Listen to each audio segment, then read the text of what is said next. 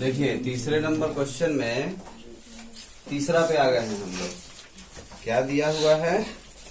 A12 दिया हुआ है 37, D दिया हुआ है 3, A ज्ञात करना है और S12 ज्ञात करना है। S का मतलब क्या होता है?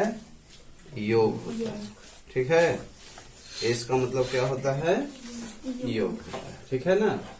S12 का मतलब क्या हो गया कि ये जो AP है इसके 12 नंबर तक के पद का योग पूछ रहा है।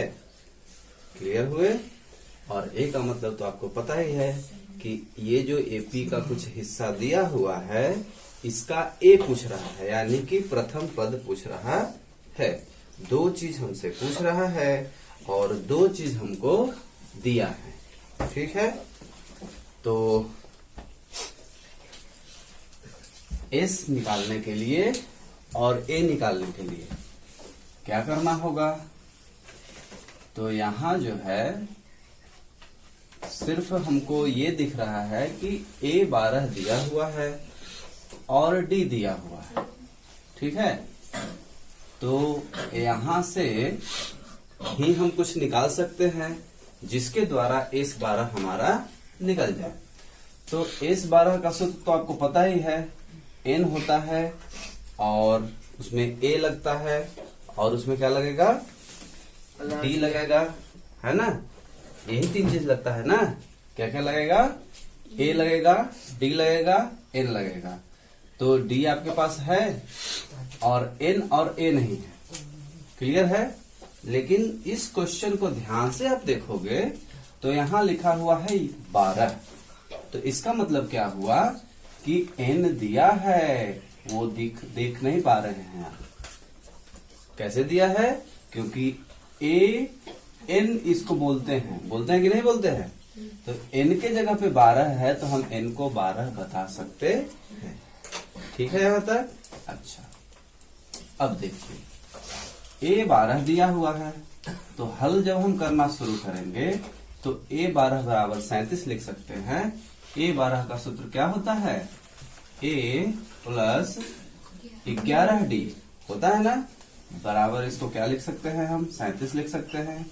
अब A प्लस 11, D का मान 3 दिया हुआ है तो उसके जगह पे हम 3 लिख सकते हैं और बराबर 37। देखो सीधी सी बात है कि जब भी क्वेश्चन में कुछ हिंट दिया हुआ है, ये क्या है? आपका हिंट है कि A12 37 है, D 3 है। अब यहाँ हम N खुद से सोच के लिखे हैं कि N 12 ही होगा। क्यों हम सोच पाए? क्योंकि A12 को AN बोला जा सकता है, यानी यहाँ N लिखा रहता है, इसलिए N का मान हम क्या समझे? 12। तो ये जब तक आप नहीं समझ पाओगे आपका क्वेश्चन आगे नहीं बढ़ पाएगा। अच्छा, फिर भी आप देख पा रहे हो N आपके पास है, D आपके पास है, लेकिन A नहीं है आपके पास। तो जब तक A नहीं रहेगा तो S12 आप नहीं निकाल सकते। क्लियर है? तो जो दिया हुआ है उसी के आधार पर हम चलेंगे ना। तो दिया है A12 तो हम उसी के आधार पे चलना शुरू किए। तो यहाँ सीखने वाली बात यह है कि जो आपके पास है उसी के आधार पे आपको चलना होता है। क्लियर है? तो जो है आपके पास उसके आधार पर हम चलना शुरू किए।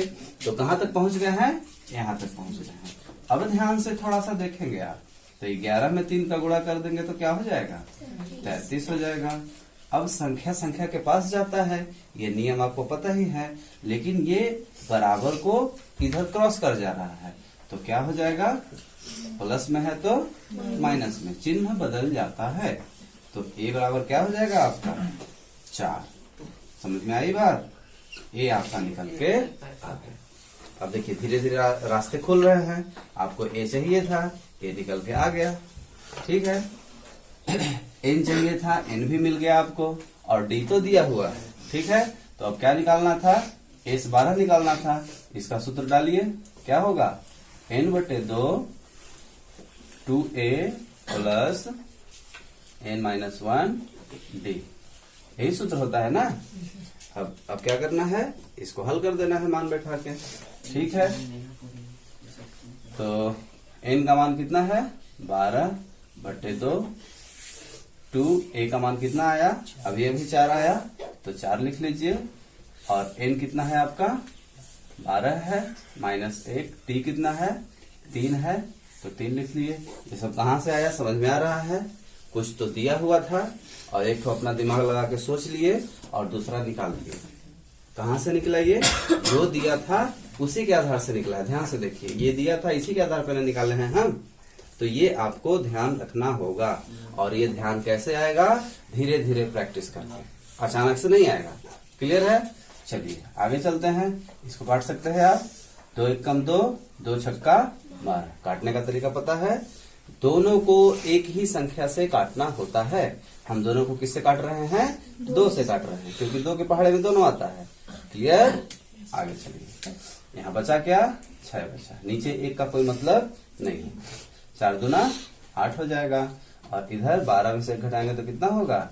11। यहाँ गुणा छुपा हुआ है, गुणे 3 आप लिख सकते हैं। यहाँ 6 है, यहाँ 8 है और 11 3 क्या हो जाएगा? 11 तिया 33 हो जाएगा। ठीक है, यहाँ 6 है, गुणा है, 33 में 8 जोड़ देंगे तो कितना हो जाएगा? 41।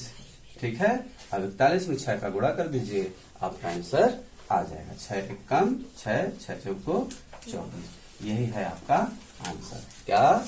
इस 12 यानी कि एपी के 12 पदों तक का योग।